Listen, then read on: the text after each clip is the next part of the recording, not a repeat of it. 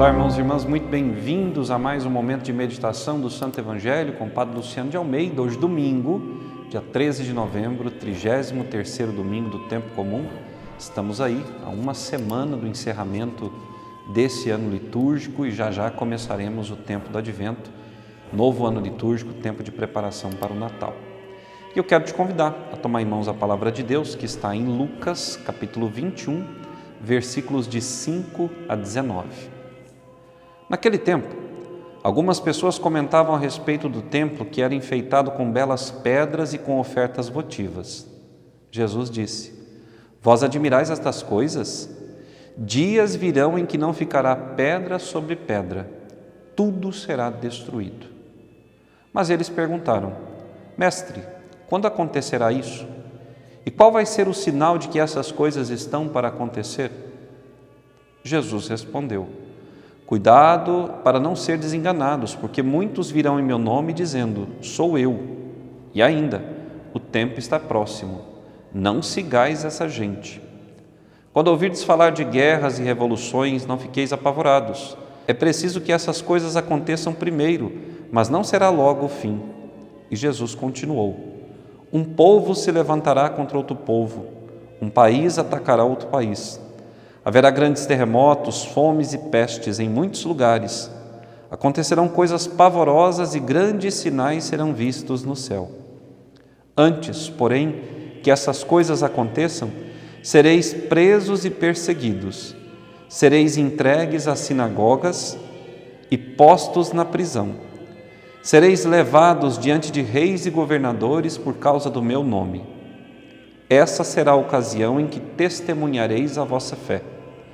Fazei o firme propósito de não planejar com antecedência a própria defesa, porque eu vos darei palavras tão acertadas que nenhum dos inimigos vos poderá rebater ou resistir.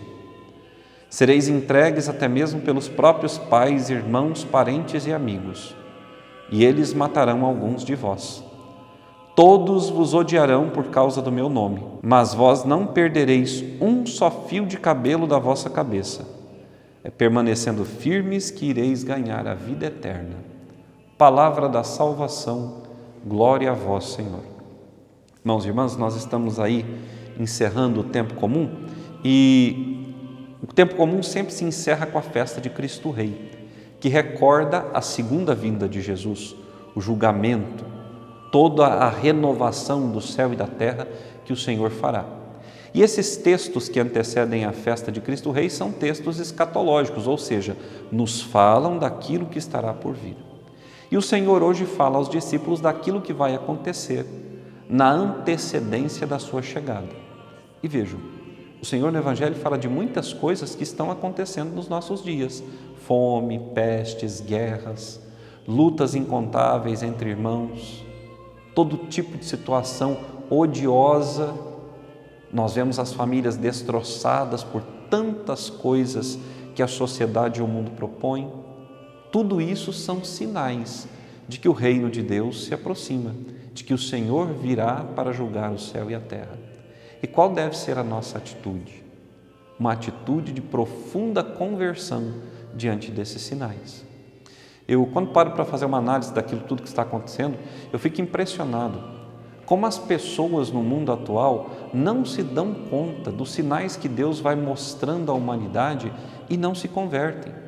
Vejam essa pandemia que ceifou a vida de milhões de pessoas, essa doença que chegou sem aviso, que nos fez ficarmos todos em casa trancados, inseguros, sem saber o que nos ia acontecer. Nem com isso a grande maioria das pessoas se atentou para que Deus as está chamando de volta. Vejam as guerras, vejam as pestes, vejam a fome no mundo, vejam essas notícias que nós acompanhamos pela TV, esposo matando esposa, esposa matando os filhos, filhos matando os pais, uma situação horrível. E por quê? Porque o homem está longe de Deus. Na profecia de Malaquias, o Senhor fala através do profeta que Ele vai extirpar da face da terra os que agem assim, que um fogo virá para queimá-los. E quanto àqueles que são fiéis, o Senhor os levará consigo para a eternidade. O Senhor dará a eles um novo céu e uma nova terra.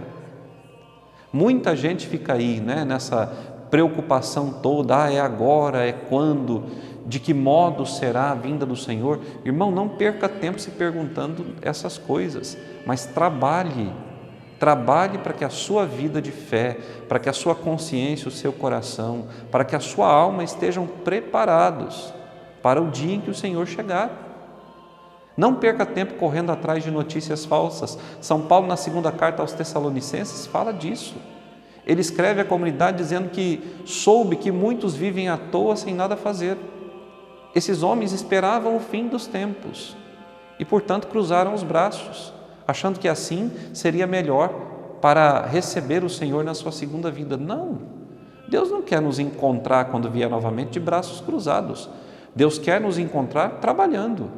Deus quer que nós estejamos aí pregando o Evangelho, buscando a conversão sincera do nosso coração, anunciando esse reino que está entre nós, aos nossos irmãos e irmãs, curando os doentes, levando comida aos pobres e necessitados, nos reunindo em comunidade para celebrar a fé. Ora, será que eu parado dentro de casa, trancado, vou estar agradando a Deus? Claro que não. Trabalhando, eu estarei comendo aquilo que o meu trabalho me deu. Isso tanto na vida física como na vida espiritual. Hoje nós vemos uma multidão de gente que não quer trabalhar nem para comer o pão material, o pão que sustenta esse corpo, e muito menos para correr atrás do pão espiritual. Nós temos uma multidão de homens e mulheres batizados, irmãos nossos, anestesiados, que não têm desejo nenhum de fazer algo diferente na sua vida, e quem diria fazer algo que seja referente à sua vida de fé. Eles estão esperando o Senhor voltar e acham que por não terem feito nada, por se acharem coitadinhos, por terem sido tratados assim por tanto tempo como coitadinhos, incapazes, eles acham que serão salvos. Não, a salvação chega conforme o meu merecimento.